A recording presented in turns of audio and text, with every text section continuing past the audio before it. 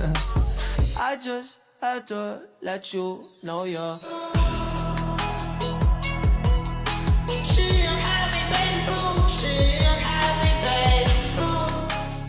Assalamualaikum warahmatullahi wabarakatuh. Perkenalkan nama saya Zulfan Fatwa. Di sini saya akan menjawab soal ujian UTS. Soal ujian UTS semester 2 atau semester mata kuliah sejarah pendidikan Islam yang ditampu oleh Bapak Iqbal Al-Fatwa. Ya, maksud saya persoalan yang pertama yaitu analisis manajemen kurikulum di awal semester. Pertama kita mulai dari konsep sumpah. Sumpah adalah bagian dari masjid Nabawi yang digunakan sebagai tempat tinggal sekaligus pusat pendidikan bagi para sahabat, khususnya yang tidak memiliki tempat tinggal.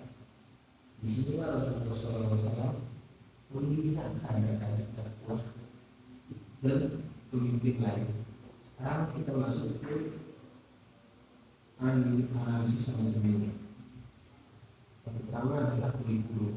Kurikulum Sufa bersifat sederhana tetapi sangat fokus, yaitu berbasis pada Al-Quran, akidah, akhlak dan praktik ibadah. Materi tidak terlalu luas, tapi pendalaman dan aplikasi fokus utamanya adalah pembentukan karakter dan keamanan, bukan hanya sekedar pengetahuan teoritis. Yang kedua adalah pendidikan Rasulullah. Pendidik Rasulullah SAW berperan langsung sebagai guru ulama. Beliau tidak hanya untuk mengajar, tapi juga menjadi teladan yang nyata. Selain itu, beliau juga mendengarkan sahabat-sahabat yang lebih maju untuk mengajar yang lain. Ini menunjukkan adanya sistem kaderisasi dan distribusi peran dalam pendidikan Islam. Yang ketiga adalah metode pembelajaran. Metode yang digunakan itu sangat variatif, seperti pertama talaqi, belajar langsung dari guru. Yang kedua hafalan Al-Quran. Yang ketiga diskusi dan tanya jawab. Yang keempat keteladanan atau uswah hasanah. Yang kelima praktik langsung dalam kehidupan sehari-hari. Metode ini membuat pembelajaran menjadi hidup, tidak monoton dan tidak langsung berdampak pada perilaku. Jika kita habis dalam keberhasilan Sufa dan mencolok pada unggul dalam waktu singkat disebabkan oleh beberapa faktor. Faktor yang utama yaitu tujuan yang jelas, yaitu membentuk dan memimpin. Yang kedua, lingkungan belajar yang kondusif dan religius. Yang ketiga, hubungan erat antara guru dan murid. Yang keempat, integritas dan ilmu antara ilmu dan amal. Yang kelima, sistem pembinaan yang intensif dan berkelanjutan. Jadi kesimpulannya adalah manajemen pembelajaran di Sufa sangat efektif karena menggabungkan kurikulum fokus pendidik kepada pendidik yang berkualitas dan metode aplikatif. Modul relevan untuk dijadikan inspiratif dalam pendidikan modern, terutama dalam pembentukan karakter. Sumbernya itu dapat dari Sirah Nabawiyah Indonesia, Ar-Rafiq Al-Maktub, Sejarah Pendidikan Islam. Pendidikan Islam dalam perspektif sejarah manajemen pendidikan Islam. Oke, kita lanjut ke soal yang kedua. Kepemimpinan Rasulullah di Madinah dan relevansinya dalam manajemen pendidikan Islam. Sepertinya kita tahu, Madinah saat itu adalah masyarakat yang sangat beragam. Ada kaum Muhajirin, Ansor, serta komunitas Yahudi dengan latar belakang soal sosial dan budaya yang berbeda. Namun Rasulullah SAW mampu menyatukan mereka melalui sebuah kesepakatan bersama yang dikenal sebagai agama Madinah. Di sini kita bisa melihat beberapa nilai manajemen Bandung. Pertama, Pertama di transparansi. Rasulullah SAW itu mendapatkan aturan yang jelas dan dalam pidato Madinah, sehingga semua pihak memahami baik kewajibannya dalam konteks pendidikan saat ini. Transparansi sangat penting, misalnya pelaporan keuangan sekolah, sistem penilaian, dan kebijakan lembaga agar tidak menimbulkan kecurigaan atau konflik. Kedua, keadilan. Rasulullah SAW bersikap adil kepada semua kelompok tanpa membedakan suku dan agama. Ini menunjukkan bahwa keadilan adalah fondasi utama kepemimpinan dalam lembaga pendidikan. Keadilan itu bisa diciptakan dalam pemberian kesempatan belajar, penilaian siswa, hingga pembagian tugas guru dan proposal. Ketiga itu musyawarah. Rasulullah SAW sering melibatkan anak-anak dan orang dalam pengambilan keputusan. Ia menunjukkan bahwa bagaimana kepemimpinan tidak bersifat otoriter. Pendidikan yang modern, musyawarah bisa diterapkan melalui rapat guru diskusi dengan orang tua dan pelibatan siswa dalam kegiatan sekolah. Yang keempat, toleransi dan inklusivitas. Piagam Madinah menjadi kebebasan beragama hidup berdampingan secara normal. Bila ini sangat relevan untuk menciptakan lingkungan pendidikan yang menghargai perbedaan dan mendukung setiap saling menghormati. Yang kelima, akuntabilitas.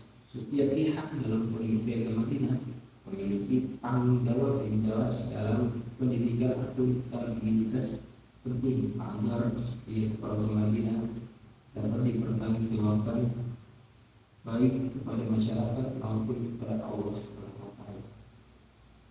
Dari semua nilai tersebut kita bisa menyimpulkan bahwa kepemimpinan Rasulullah SAW tidak hanya berhasil secara politik sosial, tapi juga menjadi model manajemen pendidikan yang sangat relevan dan sangat umum, khususnya dalam pengelolaan lembaga pendidikan Islam yang profesional dan berkarakter. Sebenarnya itu Sirah Nabawiyah Indonesia, Ar-Rahim Al-Makhlum, Piagam Madinah dan Konstitusi Manajemen Pendidikan Islam, Pendidikan Islam dari modernisasi. Itu kodifikasi Al-Quran pada masa Utsman bin Affan dalam perspektif manajemen pendidikan. Pertama, kita pahami dulu konteksnya. Pada masa Utsman bin Affan, wilayah Islam sangat luas. Umat Islam tersebut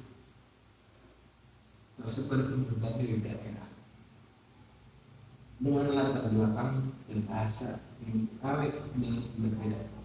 Hal ini menimbulkan perbedaan dan cara membaca Al-Quran, bukan sampai menimbulkan konteks politik, tapi melihat kondisi ini.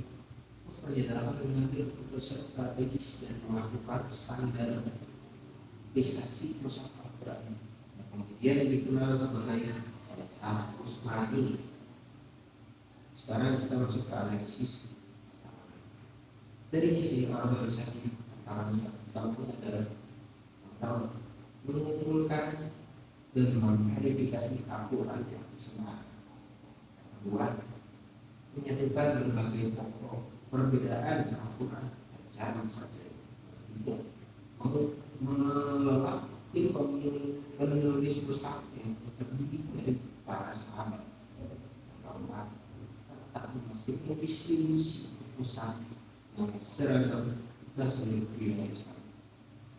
Itu orang-orang yang kecil karena membutuhkan koordinasi, kepemimpinan dan kepercayaan yang tinggi. Di sisi spiritualnya katanya itu juga besar. Kami itu menjaga keaslian wahyu agar tidak berubah sedikit pun. Yang ketiga, menghindari kesalahan dan kegelisahan. Yang ketiga, serta menghadapi kemungkinan penolakan dari sebagian umat yang merasa sulit berbisa dengan versi bacaan Al-Quran. Memang keputusan ini diambil dengan sangat hati-hati dan melalui musyawarah dengan para sahabat. Lalu apa dampaknya coba? Apa dampak jawabannya? Pertama, terciptanya standarisasi teks Al-Quran yang menjadi rujukan utama umat Islam di sekarang. Yang kedua, menjadi dasar kurikulum pendidikan Islam di seluruh dunia. Karena semua lembaga pendidikan itu menuju pada sama-sama. Yaitu menjaga persatuan umat Islam dan perpecahan akibat perbedaan bacaan. Mempermudah proses pemahaman Al-Quran dan penyebaran ilmu Al-Quran secara sistematis. Jika kita melihat dari perspektifnya manajemen kebijakan keputusan sekolah ini menunjukkan yaitu visi jangka panjang. Yang kedua, ketegasan dalam mengambil keputusan strategis. Ketiga, serta kemampuan mengelola pembukuan negara skala besar. Kesimpulannya itu verifikasi Al-Quran bukan hanya peristiwa sejarah, tapi juga contoh nyata kebijakan pendidikan yang berhasil menciptakan standar global yang tahan hingga saat ini. Itu terus menggunakan istilah Nabawi Ibnu Hashim yang al-Iqra dan ulum Al-Quran dan ulum Al-Quran sejarah pendidikan Islam. Oke, kita lanjut yang keempat, itu inovasi tata kelola pada bahasa Umar bin Khattab dan transformasi manajemen Islam.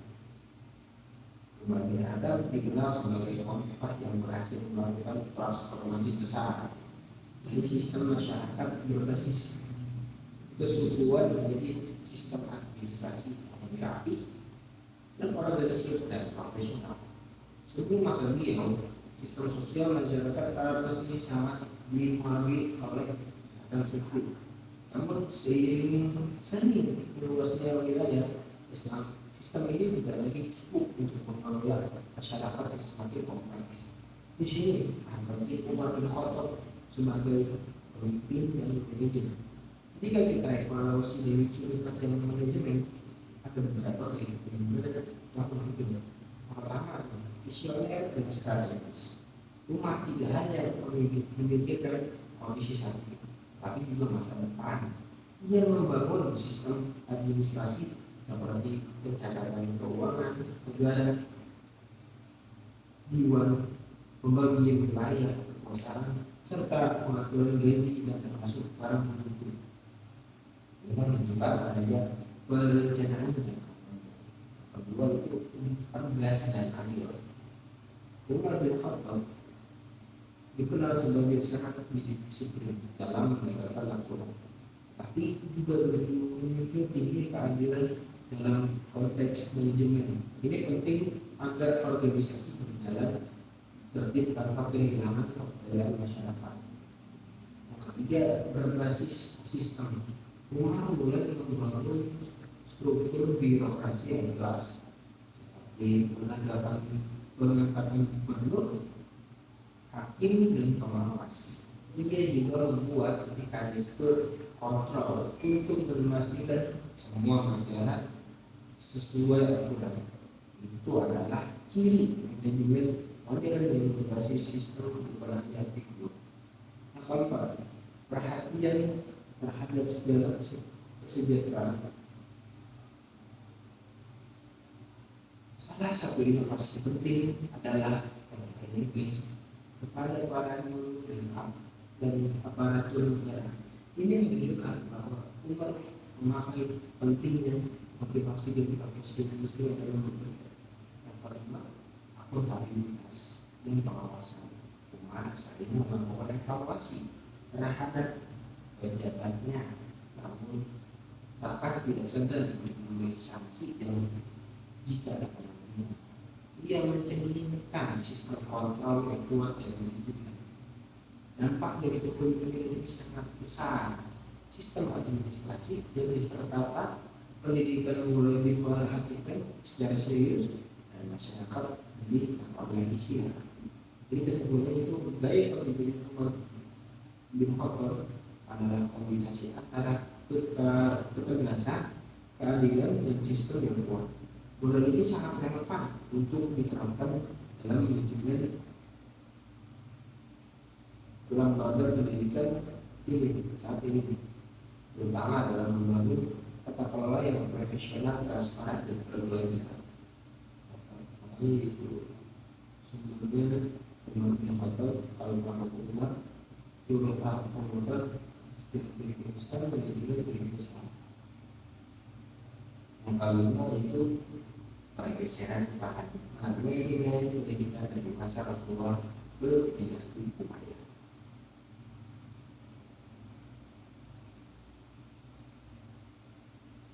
Yang bersifat pendidikan berpusat pada masjid seperti Nabawi pada menurut Rasulullah.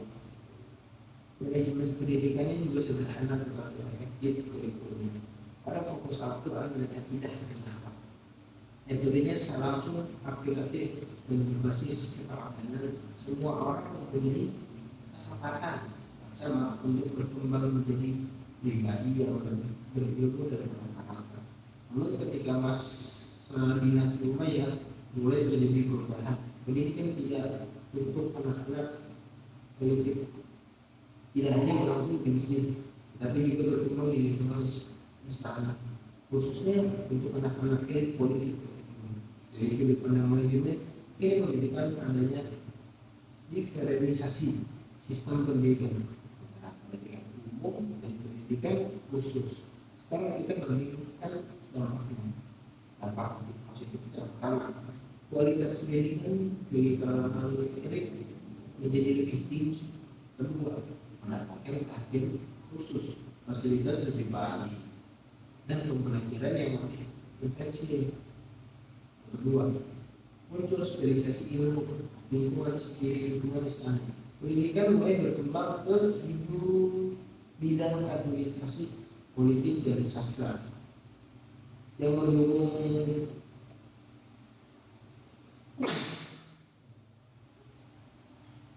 kebutuhan pemerintah. Pertama, terjadi kesenjangan akses pendidikan.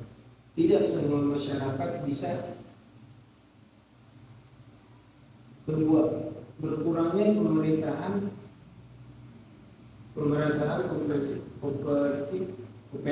kompetensi umat. Ilmu cenderung berpusat pada kelompok tertentu, sehingga potensi masyarakat luas kurang tergali secara maksimal. Ketiga, munculnya potensi stratifikasi sosial dan pendidikan, di mana status sosial mulai mempengaruhi kualitas pendidikan. Jika kita pada konteks sekarang, pembelajaran intinya adalah keseimbangan. Sistem pendidikan boleh berkembang dan berjalan dengan, tetapi prinsip keadilan dan akses yang merata tetap harus dijaga. Kesimpulannya, pergeseran dari sistem populis ke elitis membawa kemajuan dalam kualitas dan spesialisasi, tapi juga menimbulkan tantangan dan pemerataan. Oleh karena itu, manajemen pendidikan Islam modern perlu mengambil nilai teknik dari keduanya. Misalnya yaitu atau pembinaan Nabi Muhammad di Istiqomah Al-Qur'an Sejarah Pendidikan Islam, dan dalam perspektif sejarah ini bisa selanjutnya yaitu manajemen ini nomor 6, manajemen budaya dan bahasa pada masa dinasti Umayyah. Pada masa dinasti Umayyah, wilayah kekuasaan Islam sangat luas, meliputi berbagai bangsa, bahasa, dan budaya. Kondisinya tentu menjadi tantangan besar dan dalam pengelolaan administrasi dan komunikasi pemerintahan. Untuk mengatasi hal tersebut, Khalifah Abdul Al-Malik bin Marwan menetapkan bahasa Arab sebagai bahasa resmi administrasi negara. Kebijakan ini dikenal sebagai Arabisasi. Jadi sekarang dari sudut pandang manajemen budaya organisasi, kebijakan ini bisa dilihat sebagai upaya membangun identitas yang sama dalam dalam organisasi besar yaitu negara. Sekarang kita lihat analisis keberhasilan. Pertama, standarisasi komunikasi. Dengan menggunakan 1 tahun resmi, proses administrasi menjadi lebih efisien, jelas dan terkonfirmasi. Ini sangat penting dalam mengatasi dalam organisasi besar agar tidak terjadi miskomunikasi. Kedua, penguatan identitas kolektif bahasa anak. Tidak menjadi alat komunikasi, tetapi juga simbol persatuan umat Islam. Ini membantu menyatukan berbagai kelompok dalam satu sistem yang sama. Yang ketiga, peningkatan efektivitas dan birokrasi. Dengan sistem bahasa yang seragam, pengelolaan dokumen, kebijakan institusi menjadi lebih terstruktur dan mudah dikendalikan.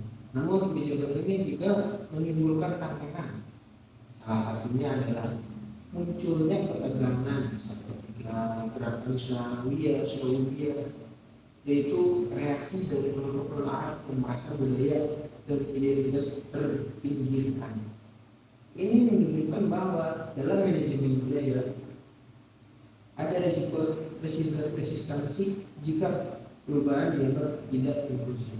Meski demikian, secara umum kebijakan halarisasi dapat dikatakan berhasil karena mampu menciptakan sistem administrasi yang lebih solid dan memperkuat integritas wilayah kekuasaan Indonesia. Jika kita konteks yang berbeda, pelajaran pentingnya adalah bahwa organisasi besar membutuhkan budaya bersama sebagai perangkat. Namun perangkatnya harus tetap memperhatikan keberagaman dan tidak menimbulkan konflik. Kesimpulan dari soal ini, soal benar, manajemen budaya pada bahasa Indonesia supaya menunjukkan bahwa keberhasilan integritas tidak hanya bergantung pada sistem, tapi juga pada kemampuan mengelola identitas dan keberagaman segala macam. Sebenarnya itu Abdul Al-Bani bin Marwah dari Sumayyah, Dr. Akhulafa, Defender of Islam, Sejarah Pendidikan Islam, yang terakhir pendidikan Islam dengan perspektif. Oke, kita lanjut ke soal terakhir. Analisis manajemen Bait Al-Hikmah sebagai riset peradaban Islam. Bait Al-Hikmah berkembang besar terutama pada masa Khalifah Al-Ma'mun dari dinasti Al-Abbasiyah. Lembaga ini bukan hanya perpustakaan, tetapi juga penerjemahan, penelitian, dan pengembangan ilmu pengetahuan dari berbagai masyarakat. Sekarang kita analisis kunci keberhasilan dari perspektif manajemen budaya. Pertama, manajemen sumber daya manusia. Bait Al-Hikmah merekrut para ilmuwan dan penerjemah terbaik dari berbagai latar belakang, dari Muslim maupun non-Muslim. Mereka ahli dalam bahasa Yunani, persis dari India, yang menunjukkan bahwa rekrutmen dilakukan secara profesional, berbasis kompetensi dan integritas. Selain itu, para ilmuwan diberi penghargaan tinggi, bukan ada riwayat bahwa penerjemah dibayar setara dengan berat buku yang digunakan dalam kemas. Ia menunjukkan pentingnya motivasi dan apresiasi dalam manajemen SDM. Nah, yang kedua, perdanaan yang kuat. Bait Al-Hikmah didukung penuh oleh negara. Khalifah menyediakan anggaran besar untuk kegiatan riset, penerjemahan, pengadaan toko, pengadaan buku dengan pendanaan yang sangat stabil. Lembaga ini fokus pada pengembangan ilmu tanpa mengganggu masalah finansial. Ketiga, kolaborasi eksternal. Bait Al-Hikmah menjadi hubungan dengan berbagai wilayah dan peradaban lain seperti Bizantium dan Persia untuk mendapatkan naskah-naskah penting. Ini menunjukkan adanya kerjasama lintas budaya dan transfer ilmu pengetahuan secara terbuka. Nah, yang keempat, budaya akademik yang kuat. Di lingkungan bayi Halimah sangat mendukung diskusi, penelitian dan inovasi. Para ilmuwan bebas mengajukan ide dan mengembangkan pemikiran baru. Dari semua ini kita bisa melihat bahwa keberhasilan bayi Halimah bukan terjadi secara kebetulan, tetapi juga manajemen yang terstruktur dan visioner. Dampaknya sangat besar. Bayi Halimah menjadi motor penggerak kemajuan ilmu pengetahuan yang kemudian mempengaruhi perkembangan ilmu dan di dunia Islam bahkan hingga sekarang. Ini kesimpulannya adalah dari perspektif manajemen pendidikan, Bayi Halimah mengajarkan pentingnya kualitas SDM, pendanaan yang kuat, kolaborasi global, budaya ilmiah dalam membangun lembaga pendidikan yang unggul. Oke, kita lanjut ke soal yang terakhir. Visi kepemimpinan al-asyik dan relevasinya bagi pembangunan budaya mutu pendidikan. Al-Asyik dikenal sebagai pemimpin yang sangat menghargai ilmu pengetahuan dan bangunan pada masa budaya. Pada masanya, budaya literasi berkembang pas pesat, membaca, menulis, dan berdiskusi menjadi bagian dari kesimpulan kehidupan masyarakat. Di sini kita bisa mengambil beberapa pelajaran manajemen kepemimpinan strategis. Pertama, visi yang jelas terhadap pendidikan. Al-Rashid menjadikan ilmu sebagai pilar utama pembangunan peradaban. Ini menunjukkan bahwa pemimpin pendidikan harus memiliki arah yang jelas, menjadikan lembaga ini sebagai pusat pengembangan ilmu dan karakter. Yang kedua, penghargaan terhadap STM, para ulama, guru, dan ilmuwan diberikan posisi terhormat. Dalam konteks sekarang, kepala madrasah atau pesantren harus memuliakan guru, meningkatkan kesejahteraan mereka, serta memberikan ruang untuk berkembang. Tiga, membangun budaya generasi. Pada saat itu, aktivitas membaca dan menulis didorong secara masif. Artinya, lembaga pendidikan hari ini juga harus menciptakan lingkungan yang kaya literasi, seperti perpustakaan aktif, diskusi ilmiah, dan kebiasaan membaca. Yang keempat, dukungan sistem dan fasilitas. Kemajuan ilmu tidak lepas dari dukungan sarana seperti perpustakaan dan pusat kajian. Ini menunjukkan pentingnya investasi dalam fasilitas pendidikan. Nah, panglima kepemimpinan yang sangat inspiratif. Al-Rashid tidak hanya membuat kebijakan, tetapi juga menjadi teladan dalam menghargai ilmu. Ini penting karena budaya organisasi sangat dipengaruhi oleh sikap kepemimpinannya. Jika diterapkan hari ini, pelajaran utamanya adalah bahwa membangun budaya untuk menjadi kepada teman-teman. Tapi harus mulai dari visi, teladan, dan komitmen terhadap kualitas. Nah, kesimpulannya yaitu kepemimpinan Al-Rashid mengajarkan bahwa kemajuan pendidikan sangat bergantung pada masa pemimpin yang mampu memuliakan ilmu, mengemalkan budaya, literasi, dan mengelola sumber daya serta strategis skala strategis. Contohnya itu Al-Rashid, Dinasti Al-Rashid, The Family of Wisdom, The House of Wisdom, Sejarah Peradaban Islam, dan Pendidikan Islam dalam Perspektif Sejarah. Oke, sekian dari saya. Kurang lebih wassalamualaikum warahmatullahi wabarakatuh.